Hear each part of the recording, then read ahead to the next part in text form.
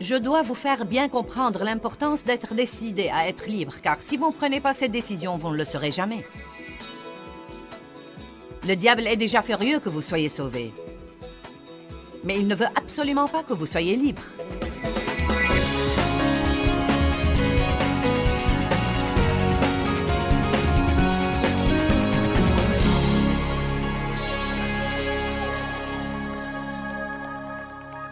Donc, je veux vous encourager ce matin à ne pas relâcher vos efforts pour vous débarrasser de vos bagages. En d'autres termes, vous devez prendre la décision d'avoir ce que Jésus est mort sur la croix pour que vous ayez.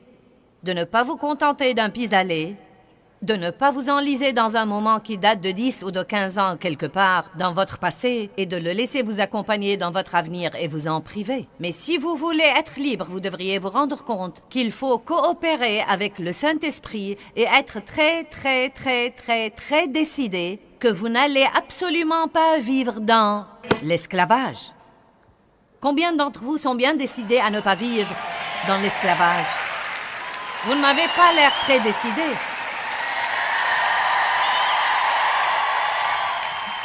Matthieu 7, 13.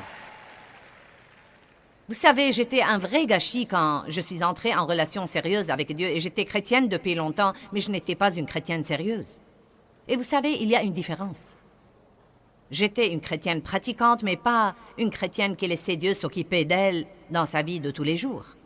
Et une fois que vous recevez le Christ comme votre sauveur, vous devez passer le reste de votre vie à grandir en lui et à essayer de lui ressembler. Nul de nous n'est là où il devrait être. Mais avec chaque année qui s'écoule, nous devrions pouvoir dire « Dieu merci, je ne suis pas là où j'étais.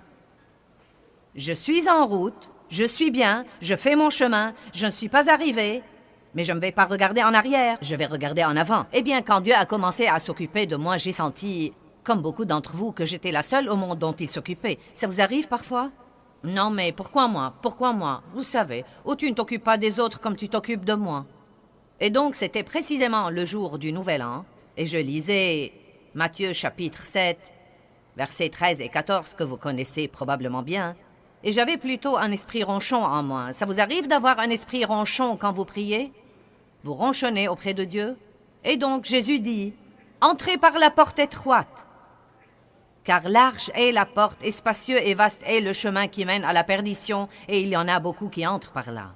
Mais étroite est la porte, rétrécie par la pression, et resserrée et rétrécie est le chemin qui mène à la vie, et il y en a peu qui les trouvent. » Donc il dit qu'il y a deux chemins que nous pouvons emprunter, soit le chemin spacieux où il fait bon se promener, où il y a beaucoup de place, où il y a beaucoup de monde aussi, soit le chemin étroit qui est rétréci par les pressions de la vie. Et il dit, il y en a peu qui le trouvent. Maintenant, le chemin spacieux mène à la perdition. Et le chemin étroit mène à la vie.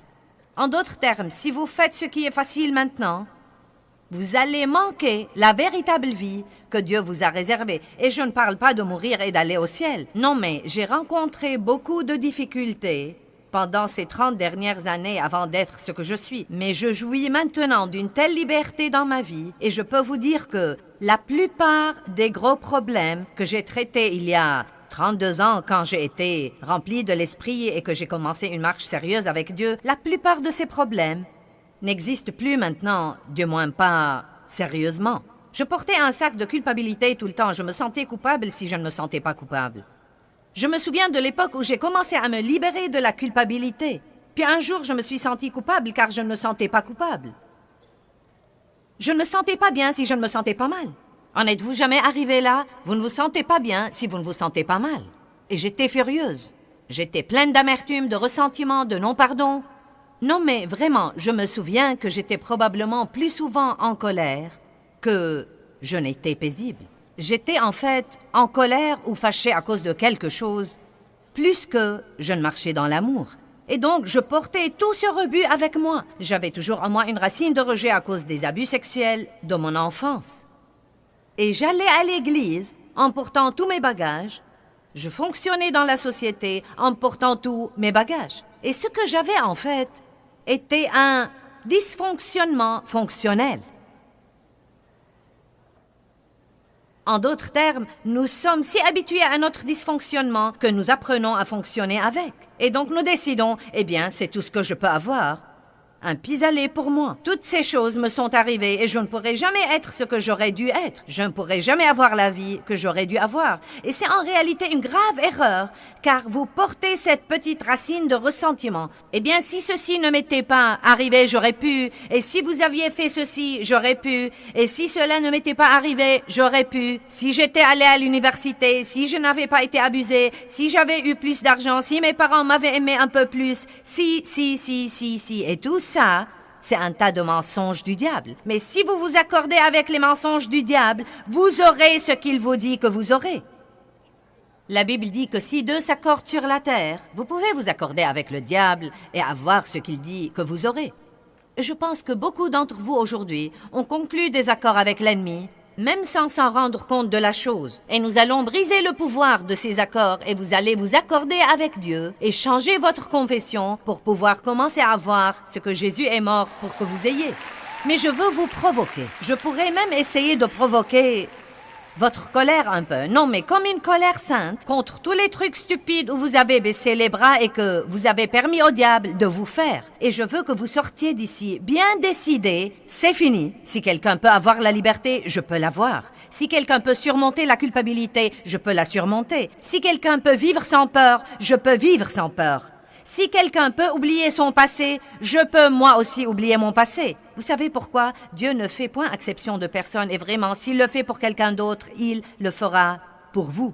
Mais vous devez être personnellement décidé à rester sur le chemin étroit qui mène à la vie. Donc, comme je lisais ce passage l'autre jour, chemin spacieux, chemin étroit, je murmurais à Dieu à propos de toutes les choses qu'il traitait en moi. Il traitait en moi à propos de ma bouche et de ma pensée, à propos de mon attitude, à propos de ma soumission à Dave. Il traitait en moi à propos de mon égoïsme. Il traitait en moi. Et je demandais à Dave, est-ce que Dieu traite en toi à propos de quelque chose? Et il répondait non. Et cela m'exaspérait vraiment. Combien d'entre vous, quand Dieu s'occupe d'eux, voudraient qu'il s'occupe de quelqu'un d'autre? N'est-ce pas exaspérant quand vous avez l'impression qu'il ne s'occupe que de vous? Et donc, j'ai dit au Seigneur, je lui ai dit, « Eh bien, Seigneur, on dirait vraiment que mon chemin se rétrécit de plus en plus au fil des années. » Non, mais je sais qu'il y a le chemin étroit, mais voilà mon chemin, Dieu. Et il a l'air d'être plus étroit que celui de tous les autres. Et c'est ce que le Seigneur m'a dit. Il m'a dit, « Sur le chemin étroit, il n'y a pas de place pour les bagages de la chair. » Et donc, quand vous y pensez, si je ramassais tous ces trucs et que j'essayais de traverser un couloir étroit, je ne pourrais pas y arriver. Donc, si vous voulez rester sur ce chemin étroit qui va vous mener à une vie merveilleuse de liberté et de joie, non mais, et de paix quand il n'y a aucune raison d'être paisible, et de joie quand il n'y a aucune raison d'être joyeux. J'ai fait un petit voyage avec ma fille la semaine dernière. Et c'est la première fois que je fais quelque chose comme ça. Je n'ai rien pris.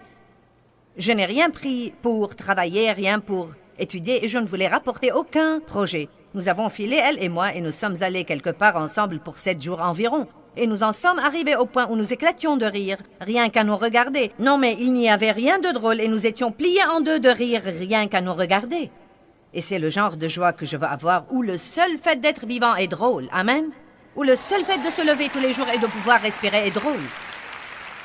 Ne vous contentez pas d'un pis-aller. Ne vous contentez jamais d'un pis-aller qui vous rendra fonctionnellement dysfonctionnel. Je dois vous faire bien comprendre l'importance d'être décidé à être libre, car si vous ne prenez pas cette décision, vous ne le serez jamais. Le diable est déjà furieux que vous soyez sauvés. Mais il ne veut absolument pas que vous soyez libre. Car si vous vous libérez vraiment et que vous commencez à être heureux, et à être vraiment paisible, et que vous savez vraiment qui vous êtes dans le Christ, et que vous pouvez vivre sans vous inquiéter de tout ce qui se passe autour de vous tout le temps, si vous menez vraiment la vie de la résurrection, à ce moment-là, quelqu'un d'autre risquerait de vouloir ce que vous avez. Et alors, votre vie peut mener quelqu'un d'autre au Seigneur, et vous pourriez démarrer un renouveau de la foi. Et le diable ne veut pas ça. Il veut vous tenir dans l'esclavage rempli de culpabilité, de honte, ayant mauvaise conscience à propos de quelque chose, toujours inquiet à propos de quelque chose. Et vous déguisez tout ça, vous le prenez à l'église, vous souriez à tout le monde, le Seigneur soit loué, gloire à Dieu, alléluia, merci Jésus. Alors que vous avez tout ce gâchis au-dedans de vous. Eh bien, je ne vais pas vivre comme ça. Et si vous écoutez mon enseignement, je ne vais pas vous laisser vivre comme ça non plus. Mais acharnez-vous dans votre détermination pour atteindre votre but, qui devrait être la liberté complète de tout esclavage. Regardons Philippiens 3. Verset 10. L'apôtre Paul semble avoir le même problème que beaucoup d'entre nous, sauf qu'il s'en est occupé mieux que nous le faisons nous-mêmes. Et dans le verset 10, Paul dit qu'il avait le but déterminé de connaître le Christ et la puissance de sa résurrection, qu'il a ressuscité d'entre les morts, même de son vivant. Il y a une vie que nous pouvons vivre qui s'appelle la vie de la résurrection, où vraiment, quoi qu'il arrive autour de nous, nous nous sentons élevés au-dessus de lui. Verset 11, il continue disant « Pour parvenir, si je puis, à la résurrection spirituelle et morale qui me ressuscite d'entre les morts même de mon vivant. Ce n'est pas que je l'ai déjà atteinte ou que j'ai déjà atteint la perfection, mais je cours pour tâcher de saisir et de m'approprier la chose pour laquelle le Christ Jésus est mort pour me saisir. » Et c'est le verset que j'aime. Paul dit, regardez, je vais dans une direction déterminée et je suis décidé à saisir cette chose pour laquelle le Christ Jésus est mort pour pouvoir me saisir. Jésus n'est pas mort pour que nous puissions avoir une nouvelle misère et coller une étiquette chrétienne dessus. Il est mort pour que nous puissions être libres. Le royaume de Dieu est la justice, la paix et la joie. Avoir une bonne relation avec vous-même, savoir que vous êtes juste devant Dieu par le sang de Jésus-Christ, ne pas avoir à vous inquiéter de ce que les gens pensent de vous ou de ce qu'ils disent à votre sujet, ne pas vivre pour plaire aux gens et être manipulé par tous les autres tout le temps, c'est la liberté. Savoir qui vous êtes dans le Christ est une liberté. C'est une liberté de se plaire à soi-même et d'avoir une bonne relation avec soi-même. Si vous vous aimez, vous ne serez jamais à court de bons amis. J'ai dit que si vous vous aimez, vous ne serez jamais à court de bons amis. Ensuite, il dit, je ne pense pas moi-même l'avoir saisi. Mais je fais une chose, j'ai une aspiration, oubliant ce qui est en arrière et me portant vers ce qui est en avant. Je cours vers le but. Vous savez, mes amis, aller de l'avant fait partie de la fidélité et fait partie de trouver cette vie de la résurrection dans le Christ. Paul n'a pas dit chacune de ces déceptions que j'ai eues et chacune de ces choses que j'ai endurées, je les ai emballées dans mes sacs et je les porte avec moi de peur de les oublier. Il n'a pas dit avec chaque erreur que je fais, je mets un peu de culpabilité dans mon sac et je le porte avec moi pour que je me rappelle quel misérable j'étais. Il n'a pas dit chaque fois que je faisais une erreur et que je gaffais, je craignais de faire une autre erreur à tel point que la peur m'a presque complètement contrôlée.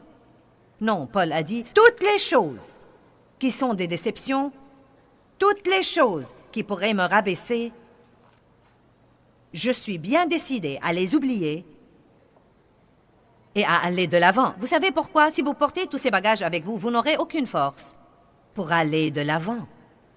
Tout ce que vous pouvez faire, c'est de survivre jour après jour. Je me demande combien de gens sont venus ici ce week-end pour ces 3 jours et qui se sentent pratiquement complètement épuisés et peut-être même qu'ils ont dit à Dieu, « Si tu ne me parles pas ce week-end, je ne crois pas que je peux continuer. » Car vraiment, vous aimez Dieu, mais vous survivez jour après jour en essayant littéralement de venir à bout de chaque jour. Et je suis là pour vous annoncer que vous n'avez pas à vivre comme ça.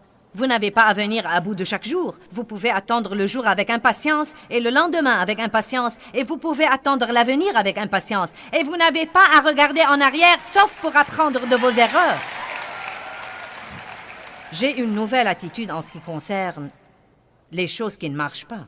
Je n'ai pas peur d'essayer de nouvelles choses car je me dis que si ça ne marche pas, j'apprendrai au moins que ça ne marche pas et que je ne devrais plus l'essayer. Ne menez pas votre vie dans la peur. S'acharner veut dire ne manifester aucune diminution d'intensité ou de force. S'acharner, c'est la détermination de ne jamais, jamais, jamais abandonner. Si vous sentez d'une façon ou d'une autre que vous en êtes à un point dans votre vie où vous avez manqué le meilleur de Dieu pour vous, la dernière chose au monde que vous devez faire, c'est de vous adapter et de vous contenter d'un pis-aller, car Dieu est le Dieu de la deuxième chance et de la troisième chance et des nouveaux commencements. Croyez-moi, il s'intéresse aux nouvelles choses. Nouvelle alliance, nouveau jour, nouveau ciel, nouvelle terre, nouvelle nature, nouvelle vie. Dieu a toujours quelque chose de nouveau à nous donner et nous nous cramponnons toujours au vieux rebut. Vous devez briser le pouvoir des mauvais accords par la prière et la proclamation. Je veux que vous commenciez à vous rendre compte que tout est disponible pour vous dans le Christ et à quel point l'ennemi vous a menti. Et je veux que vous commenciez à dire à haute voix, je brise le pouvoir de ces mensonges. Je ne m'accorde plus avec toi, diable, comme quoi j'aurai un pis-aller. Je ne m'accorde plus avec toi comme quoi je n'aurai jamais assez d'argent. Je ne m'accorde plus avec toi comme quoi je perdrai mes enfants au profit du monde. Je ne m'accorde plus avec toi, je brise le pouvoir de mes accords avec toi et je déclare que Dieu est avec moi et qu'il travaille dans ma vie et je déclare que j'aurai le meilleur que Dieu a à offrir dans la vie. Si quelqu'un d'autre peut l'avoir, je pourrai l'avoir. Vous savez, David était roi, psalmiste et roi. Un homme dont la Bible dit qu'il était selon le cœur de Dieu et pourtant il a commis un terrible péché. Il a commis l'adultère avec Bathsheba et elle est tombée enceinte, puis il a tué son mari afin de dissimuler son péché et son crime. Et ça allait de mal en pis. Et en fait, il a ignoré cette situation pendant toute une année. Je ne peux même pas imaginer les bagages lourds qu'il portait constamment au-dedans de lui-même. Mais je veux vous lire du psaume 51:10 et je veux vous montrer ce que David a dit à propos de son esprit après sa repentance. Il y a un esprit droit que nous pouvons avoir et il y a un esprit mauvais que nous pouvons avoir. Et je veux m'assurer que nous vivions avec un esprit droit. Maintenant, ça va être une partie principale de mon enseignement demain et donc je veux que vous le compreniez. Crée en moi un cœur pur, ô Dieu, et renouvelle au-dedans de moi un esprit droit. Écoutez ce que dit la Bible amplifiée. Elle dit « Renouvelle un esprit droit, persévérant et ferme au-dedans de moi. » Donc pour moi, ce que David dit là, c'est qu'il a passé cette année-là dans un gâchis en portant tous ses bagages au-dedans de lui et en essayant d'ignorer son péché. Je ne peux même pas imaginer la misère qu'il ressentait. Mais il s'est repenti et il est allé devant Dieu et il a dit « Dieu, crée en moi un cœur pur de nouveau. Pardonne-moi mes péchés et crée en moi un cœur pur et renouvelle en moi un esprit droit, bien décidé, persévérant et ferme, un esprit qui refuse d'abandonner, un esprit qui dit « Je ne vais pas m'enliser dans mon erreur passée. Je sais que ce que j'ai fait est mauvais, mais je ne vais pas m'enliser dans ce péché. Je ne vais pas vivre à jamais dans la culpabilité et la condamnation à cause de ce que j'ai fait. Donne-moi de nouveau l'esprit qui te fait plaisir. Donne-moi un esprit qui dit « Je ne vais pas renoncer et je ne vais pas abandonner. » Allez, donnez gloire à Dieu.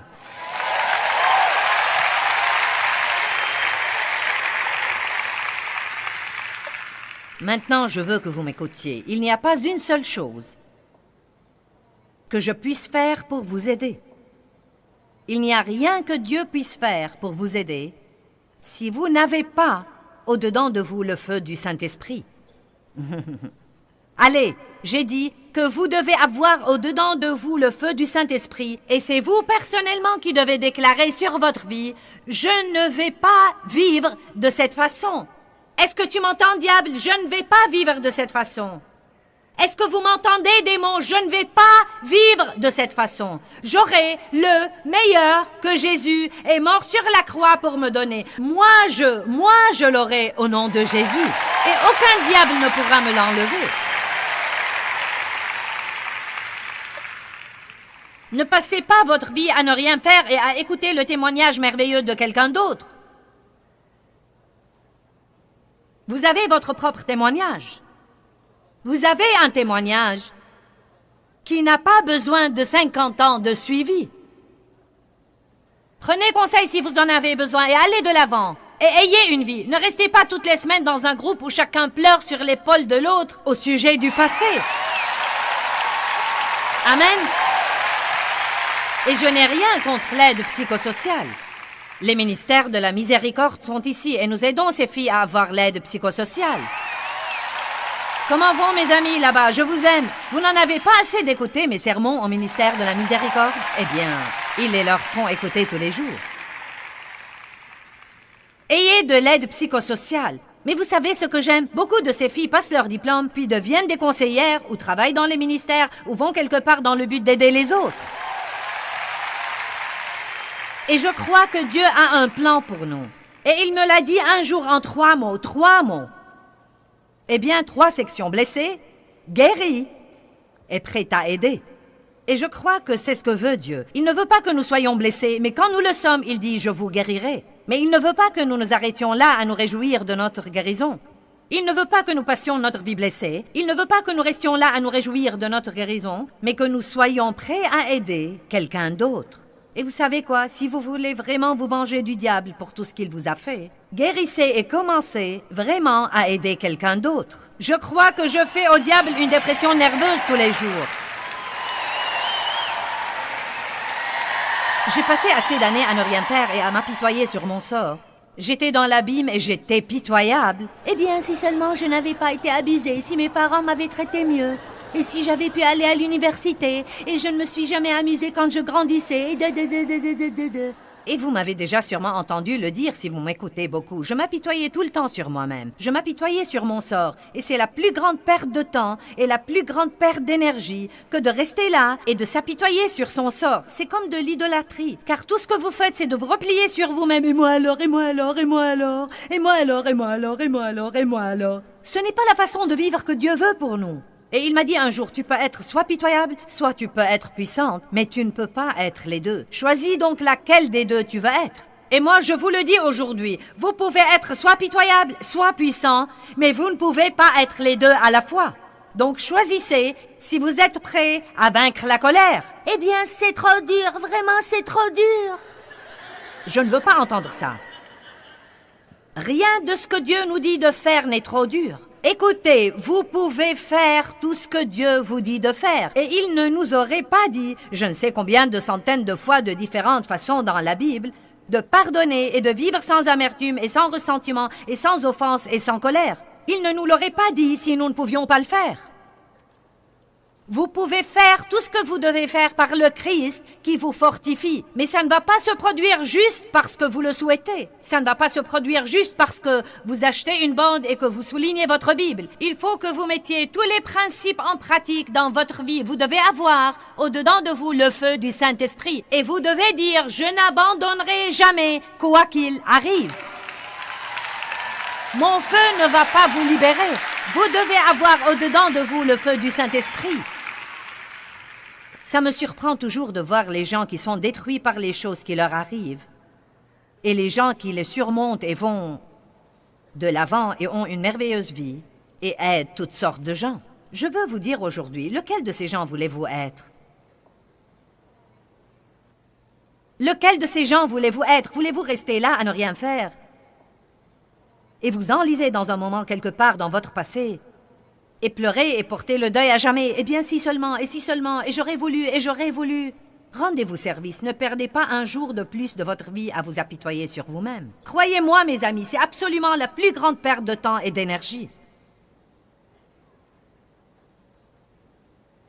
Donc, le point principal de ce que j'ai dit jusqu'ici, c'est que nous devons nous acharner et être personnellement décidés à avoir la meilleure vie que Dieu nous offre et que nous devons absolument refuser de nous contenter d'un pis-aller.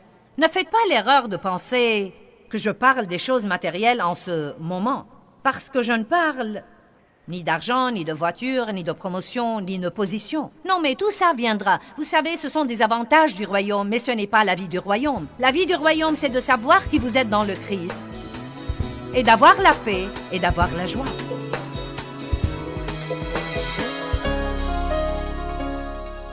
Eh bien, la bonne nouvelle, c'est que votre passé ne doit pas du tout déterminer votre avenir. Ça dépend vraiment de vous. Vous avez un choix à faire. Jean chapitre 10, verset 10 dit « Le voleur ne vient que pour voler et tuer et détruire. » Mais Jésus dit « Moi je suis venu afin que vous ayez la vie et que vous l'ayez en abondance. Une vie pleine jusqu'à débordement. » Satan a un plan pour nous et Dieu a un plan pour nous. J'ai décidé de choisir le plan de Dieu et je crois aussi que vous allez faire la même chose.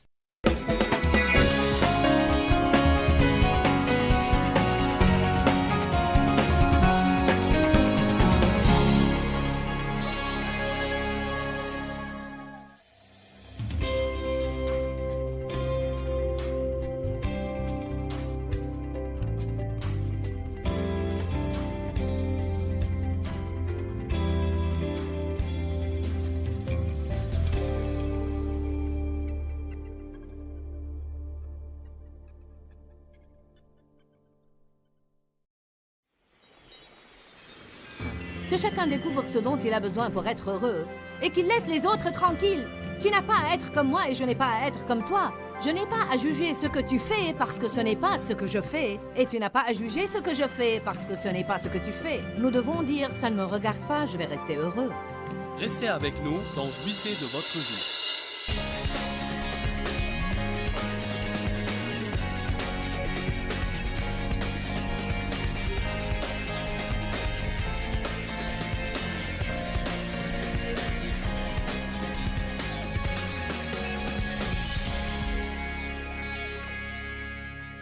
Il faut obéir à Dieu plutôt qu'aux hommes. Dites-le tous, il faut obéir à Dieu plutôt qu'aux hommes. Règle numéro 1, ne laissez pas les autres décider à votre place. Que quelqu'un dise Amen. Règle numéro 2, ne vous comparez pas aux autres. C'est probablement une des choses les plus paralysantes que nous faisons. Nous regardons les autres et nous pensons, je dois te ressembler, je dois agir comme toi. Je dois avoir une silhouette comme la tienne. Pour un homme, ça pourrait être, je dois avoir des muscles comme les tiens. Si seulement je pouvais chanter comme toi, ou prêcher comme Joyce, si seulement j'étais un artiste, si seulement je pouvais écrire une chanson. Vous pouvez souhaiter tout ce que vous voulez, mais vous allez vous ruiner la vie. Arrêtez de vouloir ce que quelqu'un d'autre a et soyez ce que vous êtes. Allez, la Bible nous dit « Tu ne convoiteras rien de ce que les autres ont, et convoiter leur beauté, leurs cheveux, leur silhouette, leurs amis, leur conjoint, leur travail, leur fortune, leur talent, leurs dons, tout ceci est un péché. Vous devez être tout ce que vous pouvez être. Je ne vais pas vous le faire lire, mais dans Galates 6, verset 4, il dit « Arrêtez de vous comparer aux autres et faites quelque chose que vous pouvez faire qui sera louable et qui aura l'approbation de Dieu en elle-même. » Je ne peux pas chanter comme Charlie, mais je peux certainement prêcher. Amen. Charlie peut prêcher, c'est un bon prédicateur, mais il ne peut pas prêcher comme moi. Amen. Vous pouvez faire des choses que personne d'autre ne peut faire. J'ai dit, vous pouvez faire des choses que personne d'autre ne peut faire, mais si vous voulez faire ce qu'ils peuvent faire, vous n'allez pas faire ce que vous pouvez faire. Comment se fait-il que la similitude nous sécurise, alors que nous nous laissons de la similitude? Nous ne voulons pas la similitude. Tout le monde est stéréotypé. Un pasteur doit faire ça, la femme d'un pasteur doit faire ça. Pas nécessairement. Même dans les catégories dans lesquelles nous sommes, il y a toujours des niveaux et des degrés différents. Dieu soit loué. Sûrement que vous avez entendu mes histoires sur la culture des tomates et la couture des vêtements durant l'année que j'ai prise pour essayer d'être une femme ordinaire. J'étais si fatiguée du jugement de tout le monde. Et je me sentais bizarre et étrange et pas à ma place. Vous savez, parfois quand vous avez un appel sur votre vie, ça va vous prendre un moment pour découvrir où est votre place. M'avez-vous entendu? Car vous savez, quelqu'un que Dieu met à part pour son dessein, en fait, vous êtes plutôt mis à part et Dieu ne va pas vous laisser vous mêler et vous impliquer dans les groupes et les parties de café et les groupes de décoration des maisons et ceci et cela et autre chose. Car réellement et à vrai dire, et ce n'est pas une remarque humiliante, mais vous ne vous intéressez plus beaucoup à ça. Mes amis ont vraiment pensé que je suis allée à l'extrême, car je ne voulais plus aller avec elle et faire toutes les choses qu'elle faisait. Et puis il a fallu tellement de temps à mon ministère avant d'arriver vraiment à ce que j'avais dans le cœur, que j'ai commencé à penser, peut-être que je suis folle et que j'invente tout ça, et alors, vous savez, j'ai probablement besoin d'être une personne ordinaire. Alors, ma voisine causait et avait son propre jardin, et elle était la reine des travaux manuels, et je ne savais même pas coudre un bouton et réussir à le garder en place. Alors j'ai pris un an et Dieu m'a mise au rencard pour un an, car avant de pouvoir continuer, je devais apprendre à savoir qui j'étais. Il m'a donné un an pour que j'essaye d'être comme ma voisine. Vous parlez de ce que c'est que d'être une femme malheureuse. Je veux dire, je l'étais. Je détestais cette machine à coudre ainsi que les tomates. Je détestais le jardin. Je détestais tout ça, mais j'ai continué à essayer de le faire et de le faire et de le faire. J'ai fait un short à Dave et quand j'ai fini, la poche était plus longue que l'ourlet du short. J'ai cultivé des tomates, et cela pendant 2 ans. Et juste au moment de la récolte, un essaim d'insectes noirs est arrivé 2 ans d'affilée et a fait de gros trous dans mes tomates et n'a pas touché aux tomates de ma voisine, bien qu'elle vivait à 15 pieds de moi. Je suis allée à Dieu en murmurant « Eh bien, j'ai beaucoup prié sur ces tomates. Pourquoi alors les insectes ont mangé les miennes et ont laissé les siennes intactes ?» Il a dit « Je ne t'ai jamais demandé de cultiver des tomates, alors pourquoi devrais-je les protéger ?»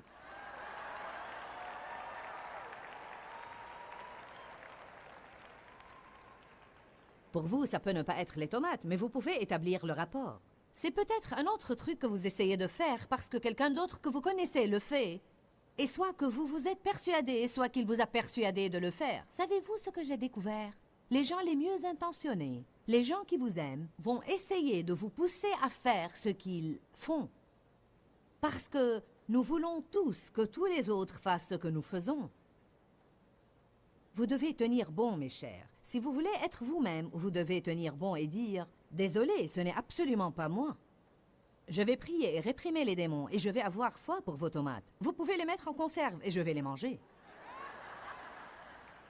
J'ai pensé pourquoi donc devrais-je faire toute cette culture, bêcher la terre, désherber, fertiliser, mettre en conserve, suyer, travailler, nettoyer les bocaux, alors que je peux aller au magasin et m'acheter ces trucs 3 bocaux pour $1.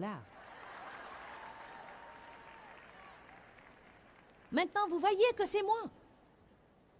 Pour certains d'entre vous, le plus grand plaisir de votre vie, c'est de faire des bocaux de confiture et de mettre en conserve des haricots verts et des pêches. Je pense que c'est... Ils sont super quand ils sont bien rangés. Je veux dire, c'est impressionnant.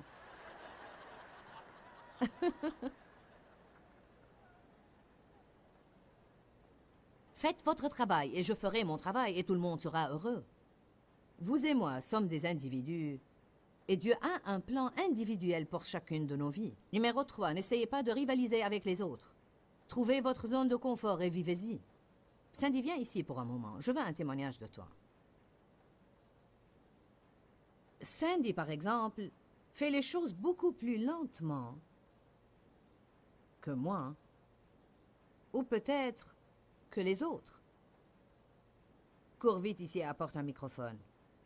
Pourquoi tu quittes? Hein? Bon. Donne-leur juste un témoignage rapide de ce que tu as souffert et de ce que tu as enduré, parce que tu es lente et les autres sont plus rapides que toi. Quoi? Oui. Et il te faut longtemps pour faire les choses. Et comment tu as abouti à la conclusion que tu es toi? Eh bien, j'étais vraiment tourmentée par l'idée que j'étais stupide. J'étais stupide parce que je faisais les choses plus lentement que les autres. Puis vous avez les colériques. Les colériques forts, comme maman l'était il y a des années de ça, mais vraiment elle a changé depuis longtemps. Alors les fortes personnalités colériques vont vous faire sentir que vous êtes stupide parce que vous êtes plus lent et qu'elles sont plus rapides.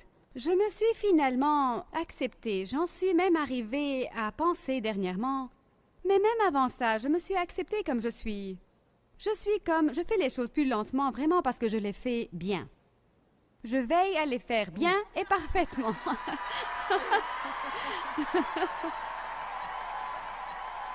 Excuse-moi? N'est-il pas temps de t'augmenter? Alors je prends, à cause de ma personnalité mélancolique, je veux dire, je suis sûre que je prends beaucoup de temps à faire certaines choses, mais c'est juste qui je suis et les personnes qui veulent être amies avec moi doivent simplement l'accepter.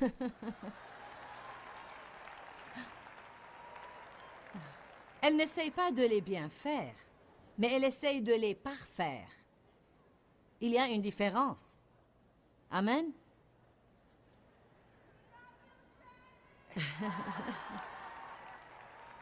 Combien d'entre vous ont une petite chose comme ça dans leur personnalité qu'ils croient être un peu différente de tous les autres et qui les tracasse?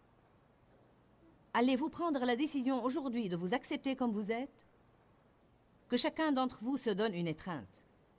Ou maintenant dites « j'aime ma personne ».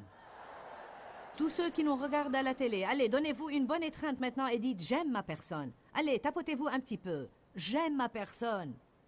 Oh, dites « j'accepte ma personne ». Je n'ai pas à être comme quelqu'un d'autre. Je suis libre d'être moi. Bon. C'est une des meilleures choses que vous pouvez entendre.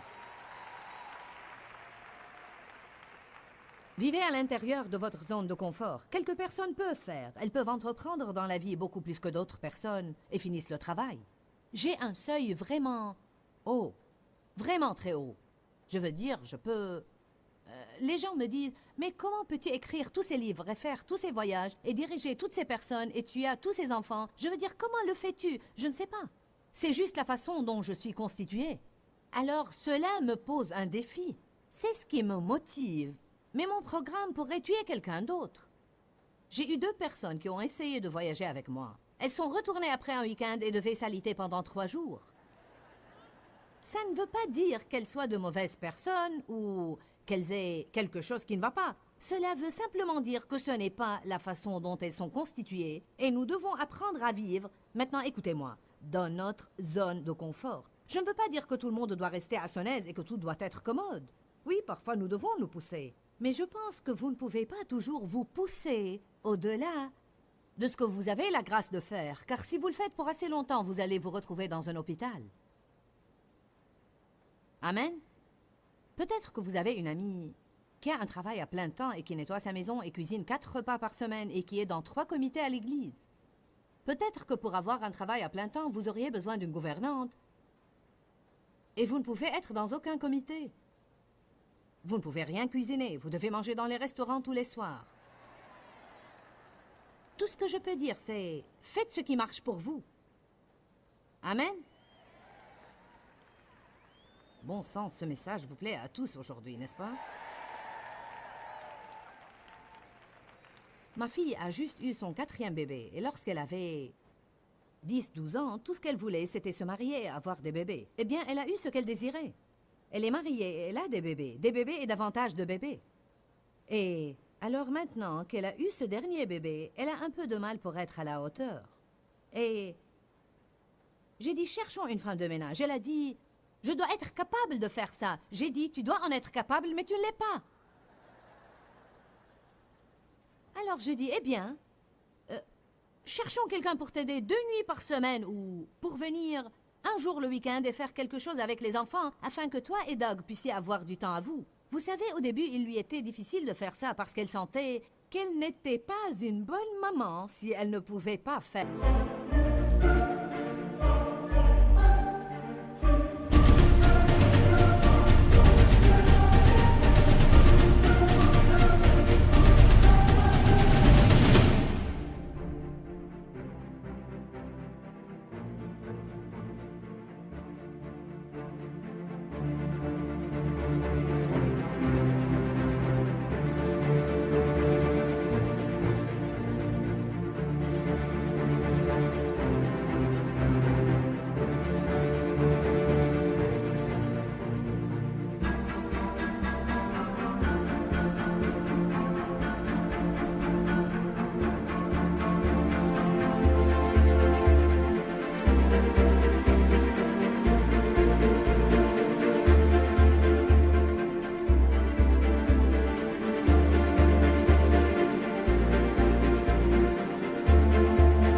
Tout ça toute seule. Je vous le dis très franchement, nous devons nous situer à notre place. Nous devons trouver notre zone de confort. Elle m'a dit, tu as élevé 4 enfants. Tu as fait ceci et tu as fait cela. Tu prenais le temps de coiffer tes cheveux chaque jour. Tu t'habillais et tu nettoyais la maison et tu cuisinais 2 repas chaque jour. Elle a dit, qu'est-ce qui m'arrive? Rien ne t'arrive, tu es constituée différemment. Elle n'est pas colérique, elle est plutôt résignée et flegmatique. En plus de ça, elle a un bébé de quelques mois et elle allaite ce bébé encore. Et rien que ça prend beaucoup de temps. Alors j'ai dit, hey, tu sais ce que mon but est? Que tout le monde soit heureux. Qui pense que c'est bien? Que chacun découvre ce dont il a besoin pour être heureux et qu'il laisse les autres tranquilles. Tu n'as pas à être comme moi et je n'ai pas à être comme toi. Je n'ai pas à juger ce que tu fais parce que ce n'est pas ce que je fais. Et tu n'as pas à juger ce que je fais parce que ce n'est pas ce que tu fais. Nous devons dire, ça ne me regarde pas, je vais rester heureux.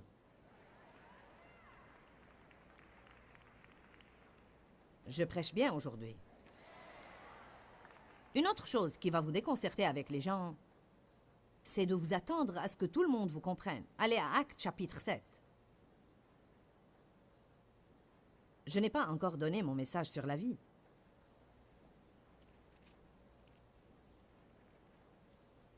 Actes chapitre 7, verset 22. Quand j'ai vu ça, ça m'a vraiment aidé, car lorsque j'ai été appelé au ministère, beaucoup de gens ne m'ont pas comprise. Beaucoup de gens ont mal compris ma personnalité, car si vous êtes appelé à faire une chose, vous êtes constitué d'une certaine façon pour cela, et alors les gens ne vous comprennent pas. Qui ici aujourd'hui a jamais souffert d'être mal compris? N'est-ce pas stupéfiant? Je réfléchissais ces derniers temps. Vraiment, je pense à ça bien souvent. En tant que personne, nous avons un besoin profond d'être compris. L'autre jour, j'ai dit quelque chose à Dave. Il y avait une chose qui me tracassait, et j'en ai parlé à Dave, et il a dit « Je comprends ». Peu importe s'il comprend ou non, j'avais juste besoin d'entendre ça. Je ne pense pas qu'il y ait trop d'hommes qui comprennent une femme. Mais si votre femme vient à vous et dit « J'avais envie de pleurer toute la journée », homme, épargnez-vous les ennuis et dites simplement « Je comprends ».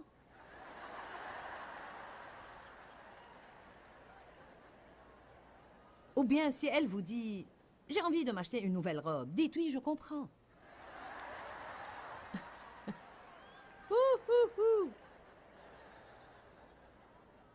Vous savez, quand je finis ces conférences, je suis émotionnellement épuisée et j'ai toujours besoin de quelque chose pour mes émotions. Peu importe si je m'achète des boucles d'oreilles ou un cône de crème glacée, j'ai besoin de quelque chose pour stimuler mes émotions. Un massage ou un soin de visage ou quelque chose qui va m'aider. Dave a besoin d'aller jouer au golf. Je n'ai pas besoin de jouer au golf. J'ai besoin d'une chose différente. Nous devons tous découvrir ce dont nous avons besoin et nous devons satisfaire ces besoins et vous devez laisser les autres satisfaire leurs besoins et les aider à le faire. Savez-vous ce que nous faisons si souvent dans les relations et qui n'est pas bien? Nous donnons aux autres ce dont nous avons besoin. Ils n'ont pas besoin de ça. Alors ils rejettent ce que nous essayons de leur donner et nous sommes exaspérés parce que nous pensons que nous essayons de les aider et qu'ils nous rejettent. Qui comprend cela? C'est pour ça que nous offrons aux gens des cadeaux qui ne leur plaisent pas, car nous ne leur donnons pas ce qu'ils veulent et aiment. Nous leur offrons ce que nous voulons et aimons. Je reçois des choses qui sont d'une couleur que je ne mettrai jamais. Je ne pourrai jamais les mettre. Peut-être, disons par exemple, j'aurai l'air d'un mort vivant si je porte le vert olive. Certaines personnes aiment cette couleur et elle leur va à merveille.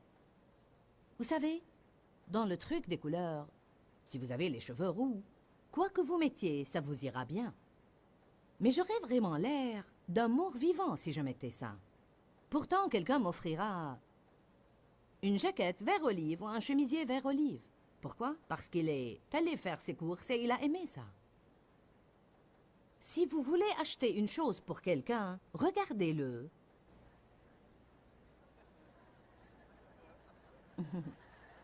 Ou bien écoutez-le. Vous savez, les gens vous disent ce qu'ils veulent tout le temps. Mais nous ne leur donnons pas ce qu'ils veulent, car ce n'est pas une chose que nous aurions voulu.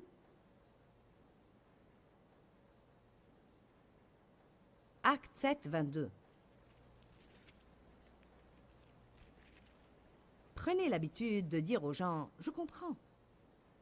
Je comprends. »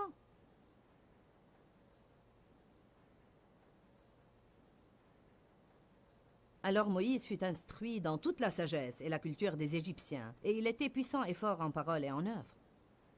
Et quand il eut 40 ans, la pensée lui vint de visiter ses frères, les fils d'Israël, pour les aider et pour s'occuper d'eux. Dieu lui a mis une vision dans le cœur pour aider quelqu'un. Et voyant maltraiter l'un d'eux, il prit sa défense et le vengea en frappant l'Égyptien et en le tuant. Attention au verset 25. Ses frères, supposait-il, comprendraient que c'était Dieu qui leur accordait la délivrance par...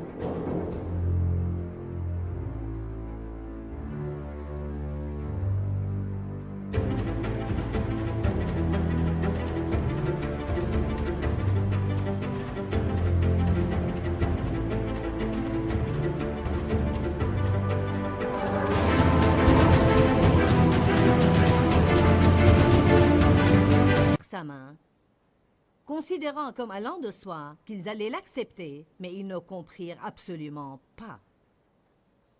J'aime ça. Moïse a pensé, ils vont comprendre, mais ils n'ont pas compris. Il essayait de les aider, mais ils rejetaient son aide. Il disait, eh bien, pour qui tu te prends? Pourtant, il avait juste eu cette chose que Dieu lui a mis dans le cœur, et il voulait les aider. Je pense que beaucoup de personnes en font l'expérience dans leur vie et en souffrent.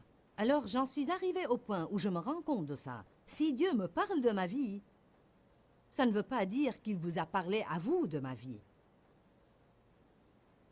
Si vous ne comprenez pas ma vision, je ne peux pas me fâcher contre vous parce que vous ne comprenez pas ma vision. Car Dieu ne vous a pas parlé de ma vision, il m'en a parlé à moi seul. Ce que nous devons faire parfois, au lieu d'aller partout pour raconter ce que Dieu nous a dit, nous devons aller de l'avant et laisser Dieu faire ce qu'il veut dans notre vie. Et quand les autres en voient le fruit, ils vont comprendre ce que Dieu nous avait dit. Vraiment, là où j'étais... Quand Dieu m'a appelé, j'avais l'air d'être la dernière personne dont Dieu pourrait se servir. Alors j'ai raconté à tout le monde, je vais avoir un ministère international. Je vais avoir un des plus grands ministères gérés par une femme. Vous savez, les gens me disaient, sûrement tu veux rire. Nous croyons que le diable te parle. Alors cela me décourageait, parce qu'il n'était pas en accord avec moi. Numéro 5, priez pour des relations divines. N'essayez même pas d'avoir trop d'amis vraiment intimes. Nous avons besoin d'un peu d'eux, mais pas de trop. Essayez d'avoir trop d'amis, fait de nous un mauvais ami à tout le monde. Le saviez-vous? Cela semble un peu étrange, mais Jésus avait les 12. Et puis il y avait Pierre, Jacques et Jean, avec qui il avait évidemment un genre de lien différent de celui qu'il avait avec les autres. Je pense même que nous pouvons regarder ça et dire, nous sommes censés aimer tout le monde, être aimable avec tout le monde, aimer tout le monde, mais vous ne pouvez pas avoir une relation intime avec tous ceux que vous connaissez. Si vous essayez de...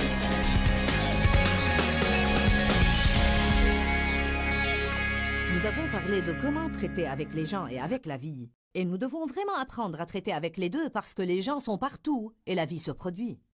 Nous avons enseigné sur 10 façons ou attitudes que nous pouvons adopter en traitant avec les gens et qui vont vraiment nous aider à jouir de notre vie et ne pas être bouleversés par chaque chose bouleversante qui arrive. M'avez-vous entendu? Vous pouvez avoir des choses bouleversantes qui arrivent. Vous pouvez même avoir des personnes bouleversantes dans votre vie et pourtant ne pas être bouleversés. Nous nous demandons si souvent, pourquoi cette personne est-elle dans ma vie? Et parfois ces personnes qui sont difficiles à vivre et difficiles à s'entendre avec sont précisément les outils dont Dieu se sert pour nous changer et développer un caractère pieux dans notre vie. Parfois, vous sentez comme si une personne est un papier de verre pour vous, mais rappelez-vous...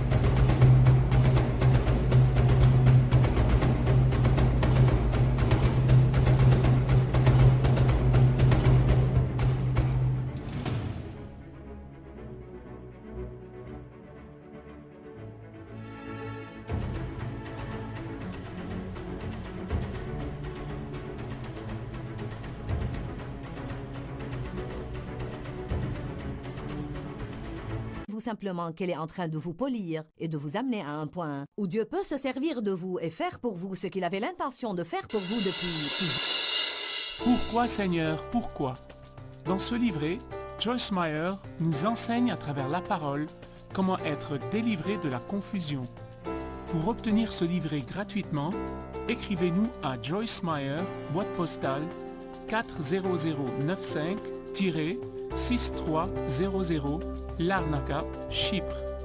Ou bien visitez notre site web www.joycemeyer.org/fr.